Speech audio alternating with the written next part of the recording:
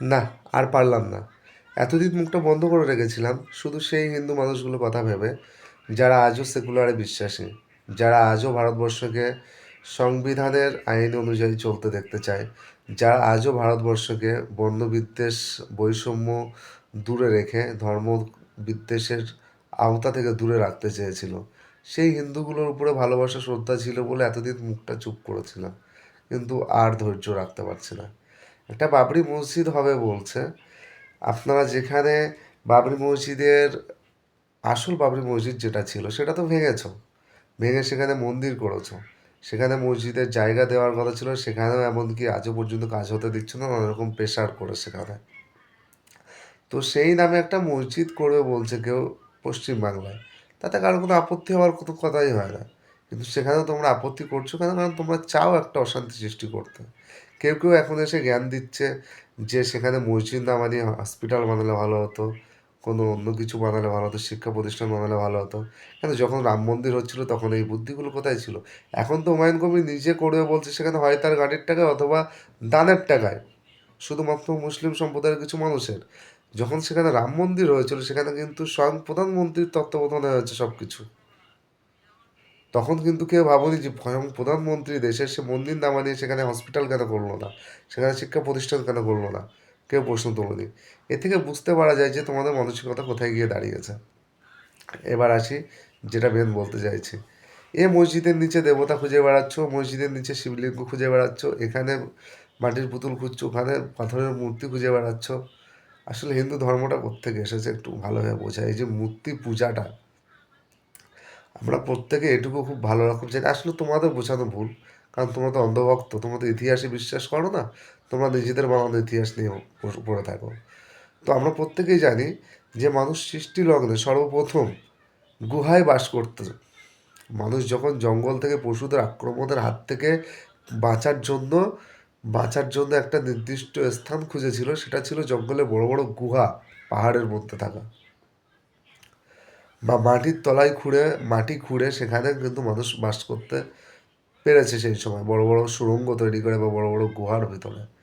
তো মানুষ যখন সেই গুহাগুলোতে বাস করতো, তো নারী যারা থাকতো তারা থাকতো বাচ্চাগুলোকে পাহারা দেওয়ার জন্য সেই গুহার মধ্যে গৃহবন্দী হয়ে, গুহাবন্দী হয়ে। আর যে পুরুষগুলো ছিল তারা কিন্তু দিনে বলো রাতেও তারা কিন্তু বাইরে বার হতো পশু শিকার করার জন্য। তো তারা শিকার করে নিয়ে আসতো, খাবার সংগ্রহ করে আনতো, এবং নারীরা সেই বাচ্চাগুলোকে গুহার মধ্যে লালন পালন করে বড় করতো। তো সারাদিন যখন লালন পালন করে গৃহপালিত যে নারীগুলো, যে গৃহবাসী নারীগুলো ছিল, তারা বাচ্চাগুলোকে মানুষ তাদের খেলনা হিসাবে। আজও আমরা দেখবে সাধারণ ঘরে ছেলে মেয়েদের খেলার জন্য এখন মোবাইল এসেছে, কিছু সময়ের আগের কথা বলছি, তবু বাচ্চারা এখনও খেলে। তো আমরা কী করি, প্লাস্টিকের খোলা বাটি ধরিয়ে দিই অথবা কিছু পুতুল ধরিয়ে দিই। এখন বহু মুসলিম ঘরেও দেখবে পুতুল দিয়ে খেলা করে। এখন প্লাস্টিকের পুতুল, কারণ এখন সুযোগ, সময় বদলেছে, সমাজ বদলেছে। প্লাস্টিকের পুতুল আবিষ্কার হয়েছে, কাঁচের পুতুল আবিষ্কার হয়েছে, পাথরের মূর্তির মতো পুতুলগুলো আবিষ্কার। সে সময় কী করতো, ওই গুহার মধ্যে তাদের মনোরঞ্জনের জন্য কিছু মূর্তি আবিষ্কার করতো, তাদের পুতুল, পাথরের পুতুল তৈরি করে দিত তাদের খেলাধুলো করার জন্য। গুহার যে চিত্রগুলো, যে আজকে যে নকশাগুলো ধরো তোমরা বলো এখানে এই দেবী ছিল, কোনো ওই দেবী ছিল, অ্যাকচুয়ালি সেই সময় গুহার মধ্যে তাদের মনোরঞ্জনের জন্য তারা ছবি আঁকতো আঁকিমুখি। কখনো বলছো গণেশের পেট মোটা এই সেই, কখনো বলছে এর 10টা মাথা, কখনো বলছো ওর 12টা মাথা। অ্যাকচুয়ালি এইগুলো তাদের শুধু মনোরঞ্জনের চিত্র ছিল কেবলমাত্র, যেগুলোকে তোমরা কাল্পনিকভাবে একটা বই বানিয়ে ফেলেছো। এর বাইরে কিছু না। সেই পাথর কেটে যে পুতুলগুলো তৈরি হতো বাচ্চাদের খেলা করার জন্য, তাদের মনোরঞ্জনের জন্য, যাতে তারা বাইরে যেতে না চায়। আর সেই পুতুলগুলোকেই তোমরা আস্তে আস্তে এ দেবী এই, ও দেবী ওই, এটা এই শিবলিঙ্গ, এটা এই মায়ের মূর্তি, এর পেট মোটা এ গণেশ, ওর 10টা মাথা, ও সেই ছিল দশরথ, নানান রকমভাবে বানিয়ে দিয়েছো তোমরা। মূর্তি বলে মূর্তি পুজো তাই যদি হতো তাহলে তোমাদের ধর্মেও আসতো, সেটাও নেই কিন্তু মূর্তি পুজো কোনো যায় তোমাদের ধর্মে। কিন্তু তোমরা এই মূর্তি পুজোটা করতে পেলে সেই গুহার থেকে, যেখানে কিনা শুধুমাত্র পুতুলগুলো ব্যবহৃত হয়েছিল, যে পাথর কেটে মূর্তিগুলো করেছিল মনোরঞ্জনের কারণে। গোয়ায় নাই, সেটা গোয়ার বাইরেও ভবিষ্যতে এসেছিল। আজকে অনেক মুসলিম ঘরে দেখা যাচ্ছে পাথরের ছোট ছোট পুতুলগুলো আছে, বা বড় পুতুল, যেগুলো তখনকার সময় তো এত ছিল না, তখন বড় বড় পাথরে বড় বড় মূর্তি হতো, পুতুল তৈরি করা হতো খেলাধুলোর জন্য, মনোরঞ্জনের জন্য, বাচ্চাদেরকে বোঝানোর জন্য। তো সেগুলো কোথায় গিয়েছে? ভবিষ্যতের সঙ্গে সঙ্গে সময় পাল্টেছে। পৃথিবী কখনো ভূমিকম্পর ফলে উপরের মাটি নিচে গিয়েছে, কখনো সমুদ্র জেগে উঠেছে স্থলভাগ হয়ে, কখনো স্থলভাগ চলে গেছে সমুদ্রে। তো এইভাবে কী হয়েছে, সেসব মূর্তিগুলো কোথায় গিয়েছে? কখনো মাটির নিচে চাপা পড়েছে কোনো জায়গায়, কখনো বা সমুদ্র পৃষ্ঠে যেগুলো ভাসে আম, সমুদ্রের মাঝে ফেলে দেওয়া হয়েছিল, সেগুলো হয়তো ডাঙায় চলে এসেছে। এইভাবে মূর্তিগুলো বিচ্ছিন্নভাবে বিক্ষিপ্তভাবে চতুর্দিকে ছড়িয়ে ছিটিয়ে গিয়েছে সেইগুলো।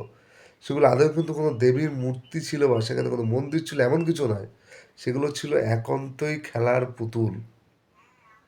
আর সেইগুলো নিয়েই আজকে তোমরা বলছো এখানে এই মূর্তি পাওয়া গেছে, এখানে এর মন্দির ছিল, ওখানে ওই মূর্তি পাওয়া গেছে, ওখানে ওই দেবী ছিল। কোনো একটা দেবীর নির্দিষ্ট একটা ছবি তোমরা বার করে দেখো যে না এটাই আমাদের সেই দেবীর ছবি, সেই মূর্তি সেখানে পাওয়া গেছে, তাহলে মেনে দেবো। যদি একই হয় তাহলে একই রকম দেখতে হওয়া উচিত ছিল। আলাদা আলাদা কেন পাওয়া যাচ্ছে? আজ এখানে এইরকম, কাল সেখানে সেরকম কেন পাওয়া যাচ্ছে? যে নকশাগুলো অতীতে, যে বড় বড় রাজবাড়ি বলে এগুলো, যে নকশাগুলো তোমরা দেখেছো সেখানে, সেখানে কিন্তু কোনো দেবদেবীর ছবির নকশা ছিল না। যদি সেইগুলি হতো তাহলে কামাখ্যায় যে ন্যাংটো হয়ে যে ছবিগুলো করা ছিল, সেগুলো তাহলে তোমাদের কোন দেবদেবীতা, কোন দেবদেবীতা তারা? সেগুলো কি কেউ দুর্গা ন্যাংটো হয়েছিল, নাকি আহ, শিব তার লান্ড বার করেছিল, কোনটা? এগুলো শুধুমাত্র মনোরঞ্জনের চিত্র ছিল কেবলমাত্র। রাজাদের মনোরঞ্জনের জন্য, বাচ্চাদের মনোরঞ্জনের জন্য এক এক রকম আর্টিস্টরা তখন পাথরের এক এক রকম মূর্তি বানিয়েছিল। আর সেইগুলো নিয়ে তোমরা এখন ভণ্ডামি করে যাচ্ছ দিনের পর দিন।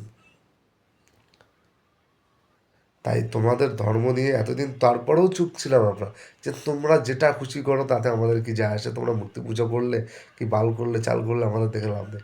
কিন্তু তোমরা অন্যের ধর্মে হস্তক্ষেপ করতে যাচ্ছ, সেটা মেনে নেওয়া যায় না। নিজের ধর্মকে গোছাও, নিজের ধর্মের সত্যতা যাচাই করো আগে। এত বড় পৃথিবীর মধ্যে তোমরা বলছো সনাতন ধর্ম পৃথিবীর সব থেকে শ্রেষ্ঠ ধর্ম। একবারও কখনো মন দিয়ে ভেবেছো? কখনো মন দিয়ে ভেবেছো? তোমরা বলেছো যখনই সমাজে অন্যায় হয়েছে তখনই দেবদেবীরা এসেছে তাদেরকে দমন করতে, ধর্মকে রক্ষা করতে। তাহলে ভাবো আজকে ভারতবর্ষের বাইরে কেন কোনো দেবদেবী কোনোভাবে, আজ কেন কোনো দেবদেবী ভারতবর্ষের বাইরে পা রাখলো না? কেন গোটা পৃথিবীর মধ্যে, গোটা ব্রহ্মাণ্ড ছেড়ে দিলাম, আমি সৌরজগৎ ছেড়ে দিলাম, গোটা পৃথিবীর মধ্যে শুধুমাত্র ভারতবর্ষেই ধর্ম সংকটে পড়েছিল বারবার। যার কারণে দুর্গা এলো ভারতে, পশ্চিমবাংলার মধ্যে তার বেশিরভাগ তার চর্চা, তার বাইরে কিন্তু অতটাও দুর্গার চর্চা নেই। আচ্ছা, রাম এলো, সেও ভারতে, বললো মা কালী নাকি সেও নাকি ভারতে এসেছিল, কৃষ্ণ এলো সেও নাকি ভারতে। আচ্ছা, চীন, রাশিয়া, আমেরিকা, এখানে কি কখনো ধর্ম সংকটে পড়েনি? না তারা দেবদেবীরা মনে করেনি যে এইসব জায়গায় ধর্ম বিস্তার করার কোনো প্রয়োজন ছিল? তারা মনে হচ্ছে মনে করেনি। কখন এই প্রশ্নটা নিজেদের করেছে যে পৃথিবীর মধ্যে এত বড় পৃথিবী, তার মধ্যে চীন ছিল, রাশিয়া ছিল, আমেরিকা ছিল, জার্মান ছিল, ইটালি ছিল, জাপান ছিল, ফ্রান্স ছিল, সেখানে কি ধর্ম সংকটে পড়েছে? সেখানে কোনো দেবদেবী আসতে বললো না আমার দেবদেবীরা? তারা কেন শুধু ভারতকেই বেছে দিল? যত ধর্ম সংকট কি ভারতে হয়েছিল? রামের জন্ম হতে হলো ভারতে, কৃষ্ণের জন্ম হতে হলো ভারতে, দুর্গা এলো সেও ভারতে। তার অন্য কোনো জায়গায় দেখতে পাইনি, কোনো জায়গায় অত্যাচার হয়নি? এলো তা এলো। রাম যখন এলো ধর্ম প্রতিষ্ঠান করে গেল, তাহলে সে কি পারতো না? যখন দেবতা এলো ধর্ম প্রতিষ্ঠান করে গেল, সে সর্বশ্রেষ্ঠ দেবতা হিসেবে তো তোমাদের কথা অনুযায়ী রাম। রামের পরে কোনো দেবতা পৃথিবীতে আর আসেনি তোমাদের কথা অনুযায়ী। তো রাম যখন এলো সে তো তখন পরিষ্কার করে যাওয়া উচিত ছিল সব কিছু। রাম আসার পরেও কেন যুগ যুগ ধরে তোমাদের ধর্মে নিম্ন সম্প্রদায়, উচ্চ সম্প্রদায় সম্প্রদায় এগুলো করে রেখে গিয়েছিল? সে তো সমস্ত হিন্দুদের সমান করে যেতে পারতো, সমস্ত হিন্দুদের সমান মর্যাদা দিয়ে যেতে পারতো। কেন তারপরও কিছু নিম্ন শ্রেণীর মানুষদেরকে মন্দিরে ঢুকতে দেওয়া হতো না? সেই নিধান কেন করা যায়নি সে? কেন উচ্চবর্ণ নিচ্চবর্ণ ভাগ করে দিয়ে গেছে সে? কেন সে সমান করে যায়নি? কখন নিজেদের প্রশ্ন করেছো? ভণ্ডামি করার একটা সীমা থাকে, আগে নিজের ধর্মটাকে সামলাও। আমি মানছি প্রত্যেক ধর্মের কিছু না কিছু ভুল ব্যাখ্যা আছে, সেটা হয়তো আমার মুসলিম ধর্মেও কিছু আছে, কিন্তু সেটা আমার মুসলিম ধর্মের ভুল নয়। মুসলিম ধর্মের কিছু মাওলানাবিদ আছে যাদের ভুল ফতোয়ার কারণে হয়েছে। সেই কারণে কিন্তু মুসলিম ধর্মে একটা বড় কথা লেখা আছে, যেটা ধর্মে মানাও হয় এখনো, যে মুসলিম ধর্মে যে জাহান্নামের কথা উল্লেখ করা হয়েছে, সেখানে একদল আলেম যে মাওলানা তারা আগে প্রবেশ করবে। কিন্তু তোমার ধর্ম কোথাও দেখিয়ে দেখাতে পারবে যে কোথাও লেখা আছে যে না নরকে পণ্ডিতেরা আগে যাবে কি ব্রাহ্মণেরা আগে যাবে? কোনো জায়গায় নেই, কারণ তোমার ধর্মটা বানিয়েছে ওই ব্রাহ্মণ আর পণ্ডিতেরা। তারা নিজেদের স্বার্থে বানিয়েছিল ওই ধর্ম, তারা নিজেদের স্বার্থে ওই মাটির তৈরি পুতুলগুলোকে, খেলনাগুলোকে দেবদেবীর আকার দিয়েছে, দেবদেবীর নাম দিয়েছে নিজেদের মর্যাদা উচ্চ করার জন্য। তারা নিত্য নতুন কাহিনী তোমাদেরকে শুনিয়ে সেগুলো লিপিবদ্ধ করে তোমাদেরকে বই লিখে দিয়ে দিয়েছে। তারা নিজেদেরকে উচ্চ ক্ষমতাশীল করেছে, আর বাকি নিপীড়িত মানুষগুলোকে, নিচু মন্দের মানুষগুলোকে নিচে বসিয়ে দিয়েছিল তারা। তোমাদের ধর্ম কোনো ভগবান সৃষ্টি করেনি, ভগবান নয়, ব্রাহ্মণরা সৃষ্টি করেছিল, পুরোহিতরা সৃষ্টি করেছিল তোমাদের ধর্ম।